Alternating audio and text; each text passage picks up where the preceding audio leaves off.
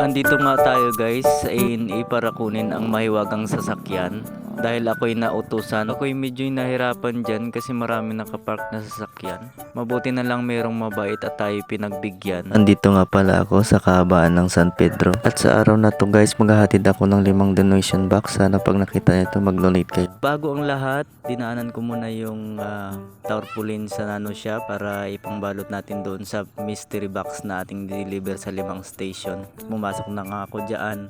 Ako'y nagtaka. Ang tatangkad naman ng mga nagtatrabaho dyan.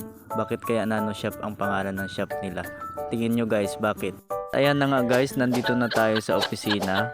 At para balutin na ang karton gamit ng tarpaulin na dala ko kanina. At kasama ko nga dyan ang nagagandahang mga babaeng Pilipina, si Ma'am Joanna at Jessa. Shout out nga sa kanila. Yan. At natapos na nga namin balutin yan. Narga ko na sa van para ihatid sa dapat paghatiran. Ito na nga guys, nandito na tayo sa first station para ang box ay baba. Katapos nga dyan, dumaan kami sa isang sikat na kainan dahil gutom kami inabutan. At umorder nga dyan si Ma'am ng 1 piece pero pang dalawahan. At hindi ko na nga napigilan ng aking sarili at aking tinikman. At hindi ko na nga napigilan at aking binakbakan. At ako'y natatawa, sobrang saya. Ang sarap para pag nilibre ka. Hindi ko na pala pahabain dyan. Yan na pala yung last na box na binaba namin dyan.